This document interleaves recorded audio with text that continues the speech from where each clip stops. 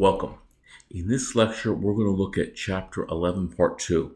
We're going to continue talking about Sonata Allegro form, and we're going to look at Mozart's Eine kleine Nachtmusik. Mozart's Eine kleine Nachtmusik. So Eine kleine Nachtmusik, it's a chamber music piece written by Mozart. The term Eine kleine Nachtmusik translates into a little night music. Okay, and the piece is a very light serenade. It was intended to be kind of light, not to say light and frivolous, but kind of an entertainment piece to be played in the evening's entertainment. A lot of these serenades were often intended to be played outdoors. Now, what's a serenade? So a serenade is a piece for a string orchestra, okay, and it's a multi-movement piece. So this piece obviously is going to have four movements. This first movement, which is going to be in Sonata Allegro form, that slow second movement. Your third movement is going to be a minuet and trio, and then we have the fourth movement, which is going to kind of include everything, and it's going to be that faster tempo. So we're going to look at Mozart's Eine kleine Nachtmusik, and we're going to look at the first movement. Now, the first movement, obviously, it's in the key of G major, okay? And the exposition has three main contrasting ideas for this first tonal area, okay? So they're very, very bright, very energetic. Let's listen.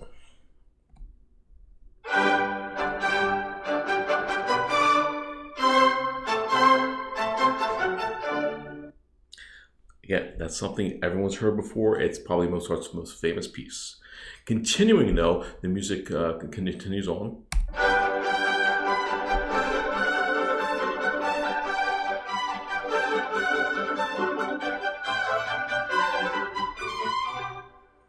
Okay, it's very, very bright. It's energetic. The next part is a little bit more. It takes back just a little bit more, but not too much.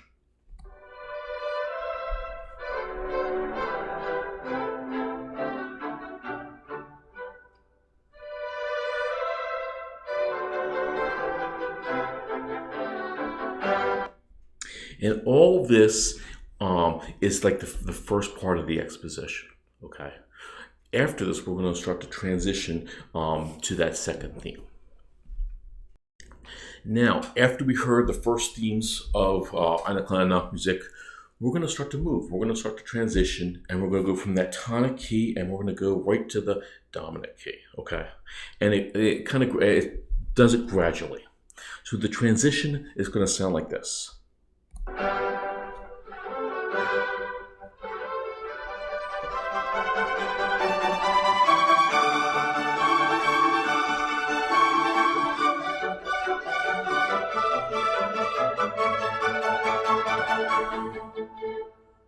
And we have this kind of finite ending, that bum, bum, bum, bum, bum, and we've just landed on this dominant.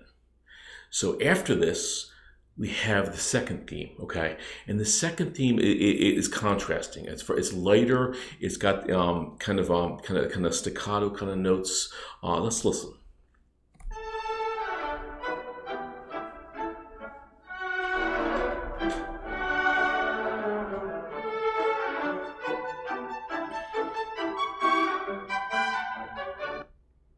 So we play the second theme, and now we move into that closing theme or the closing material. Again, we're going to wrap the exposition up, so we can either go back to the beginning and play the exposition again, or we can move to the development section. So let's listen to this closing material.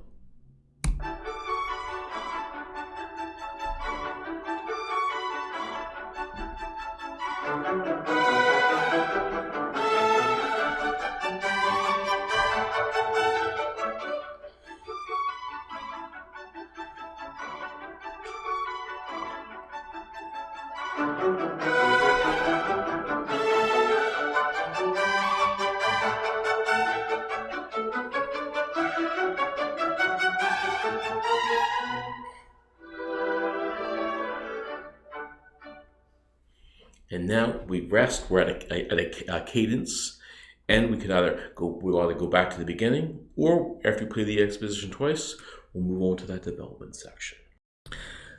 Okay, continuing talking about Eine kleine Nachtmusik. Now we've arrived at this development section. Now remember, the development section is where like the meat or the drama is at. And in classical music, in those classical terms, it's we're going to take these themes apart. We're going to go to distinct keys. We're going to have like dramatic, abrupt transitions. Okay.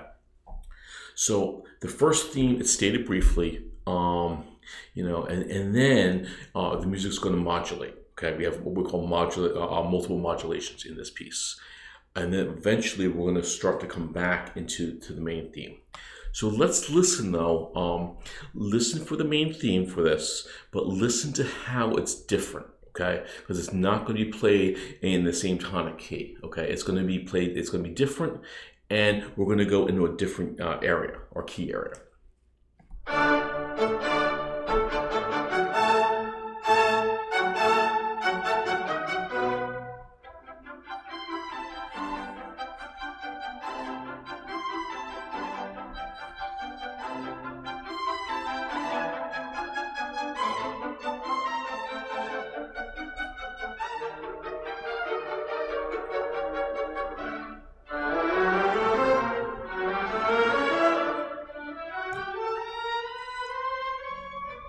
And we're getting set up to go back to that recapitulation.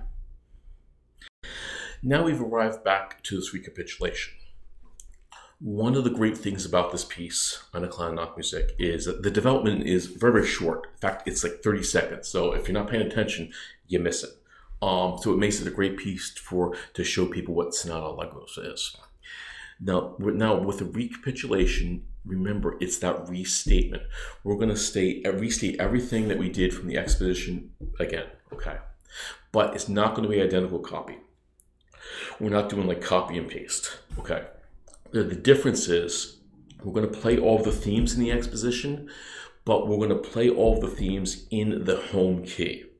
If we're in C major, all the second themes are going to be played in that tonic key, okay? So they'll be played in C major. In this case, Eine kleine Nachtmusik is in the key of G major. So Mozart is going to take the secondary themes, and he's going to take them from the key of D major, which is what he played them in the exposition, and play them now in the key of G major. So let's listen to them. We're going to hear the second theme played twice, and the first time I'm going to play is when it was in the exposition. And then the second time I play this, it's going to be the second theme in the recapitulation, so we can hear the difference. All right, this is the exposition secondary theme.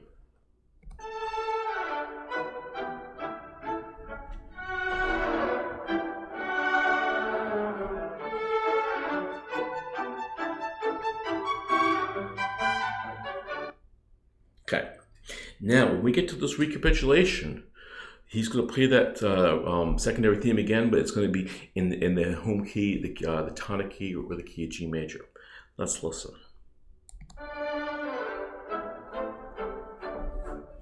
It's kind of low, you can hear it.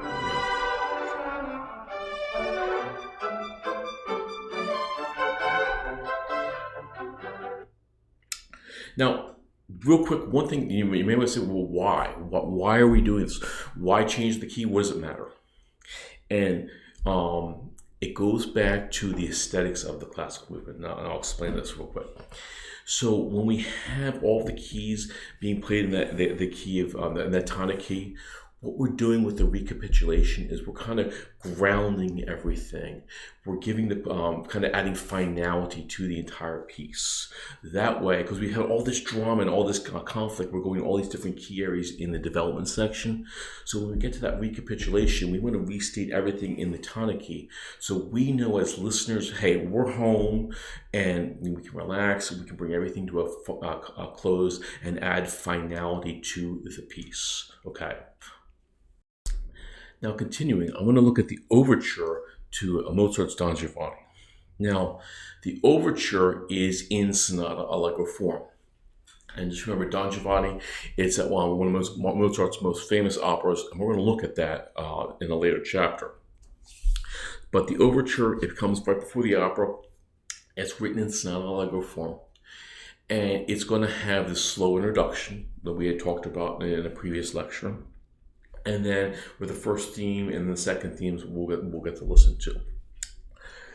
The introduction is very, very important for us, because what the introduction does is it's this intense, it's in a minor key, it has all these kind of, rising scales, and all this drama in this introduction. And what the introduction is doing is it's foreshadowing what's going to happen in this opera. In fact, it's going to tell us what's going to happen to the main title character, Don Giovanni, at the end. Let's listen to this introduction.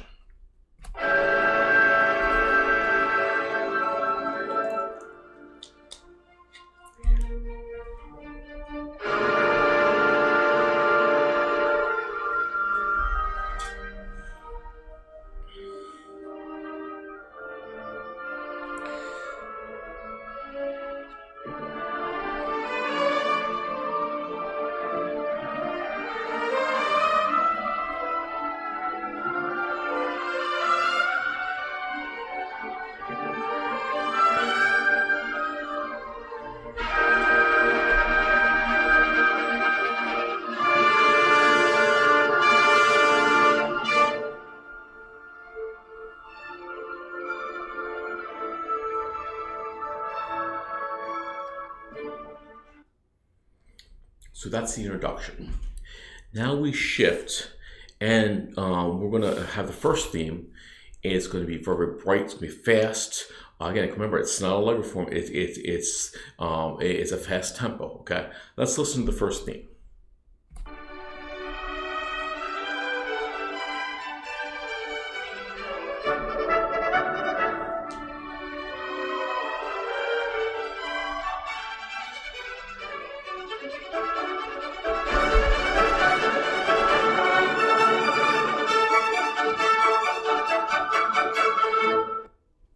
So it ends, and then we have this transition, because again, we're going to go transition to that second theme.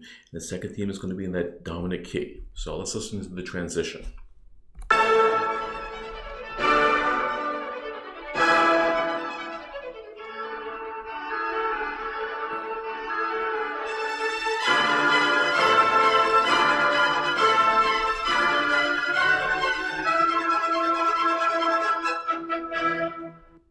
And now we've arrived. We've arrived in this dominant, and we're ready to hear the second theme.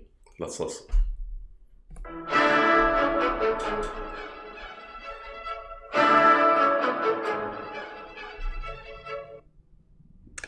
It doesn't play as long. So the closing theme, to kind of wrap it up, is going to sound like this.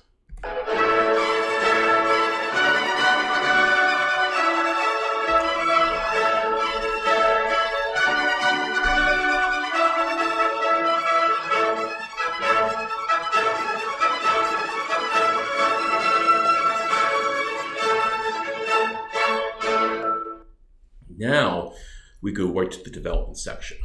One thing to note, typically with this piece, they don't play the exposition twice for the overture, because it's presenting the themes, and it's going to go right in again, because you have a 2.5 hour opera. So I believe typically they just play the exposition once for this piece. So now we get to the development section, and in this development section, Mozart's going to take those first and second themes from the exposition, and he's going to be playing them in different key areas. And we'll hear some modulation. Let's listen.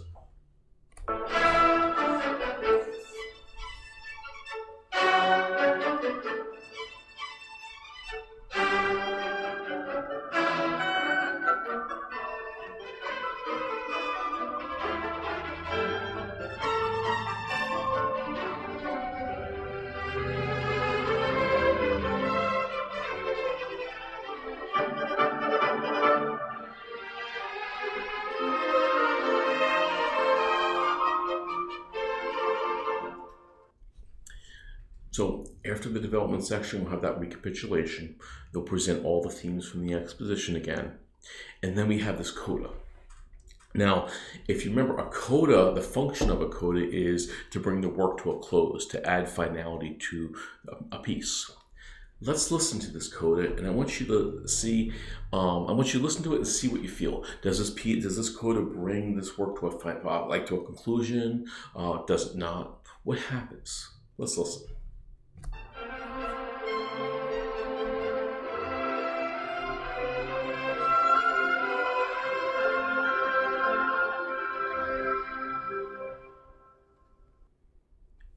So that's how the overture concludes, and it's different than a traditional coda. It's like a Beethoven symphony or so forth. In a symphony, you want to really have like bring the work to a final close and have like this dramatic ending. But with this piece, though, this is an overture. It functions to, it's the beginning of an opera. Mozart has a coda that it ends the piece, but has maybe a question mark, or ends it on like a kind of like an uplifting motive or gesture. And the function of this is to set the opera up. So the overture's ending, we have this coda, and then the curtain goes up, and then we see Leporello on stage, and the opera starts. So the coda for this overture is a little bit different than a traditional coda that we would see in like a piano sonata or a symphony. So this concludes part 2 of chapter 11. We're talking about sonata allegro form. Thank you for watching, and then please continue to watch the videos on chapter 12.